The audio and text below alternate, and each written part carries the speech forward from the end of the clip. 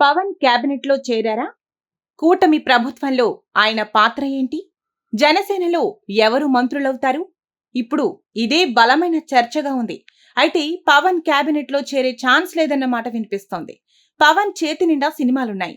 అటు సినిమా షూటింగ్లు, ఇటు మంత్రి పదవి రెండింటినీ బ్యాలెన్స్ చేయలేరని, అందుకే మంత్రి పదవిని తీసుకోరని ప్రచారం జరుగుతోంది. మరోవైపు మెగా బ్రదర్ నాగబాబు క్యాబినెట్ లో చేరతారని టాక్ నడుస్తోంది.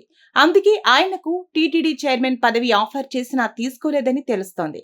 నాగబాబు ఎంపీగా పోటీ చేసేందుకు ఆసక్తి చూపారు.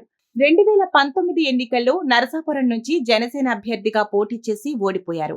ఈ ఎన్నికల్లో మాత్రం అనకాపల్లి నుంచి పోటీ చేస్తారని ప్రచారం జరిగింది. కానీ పొత్తులో భాగంగా ఆ సీటు బీజేపీకి కేటాయించారు. సీఎం రమేష్ పోటీ చేసి గెలిచారు. అయితే అప్పట్లో నాగబాబుకు పెద్ద ఆఫర్ చేసి తప్పించారని తెలుస్తోంది. ఎన్నికల్లో కూటమి తరపున నాగబాబు ప్రచారం చేశారు. ముఖ్యంగా జనసేన పార్టీ సమన్వయంలో నాగబాబుది కీలక పాత్ర. అందుకే ఆయనకు మంచి పదవి ఇవ్వాలని పవన్ భావిస్తున్నట్లు సమాచారం. వైసీపీ ఓటమికి నైతిక బాధ్యత వహిస్తూ టీటీడీ చైర్మన్ పదవికి భూమన కరుణాకర్ రెడ్డి రాజీనామా చేశారు. ఆయన స్థానంలో నాగబాబును నియమిస్తారని ప్రచారం జరిగింది. అదే సమయంలో నాగబాబు సున్నితంగా తిరస్కరించారని కూడా టాక్ నడిచింది. అయితే ఇదంతా మంత్రి పదవి కోసమేనని తెలుస్తోంది.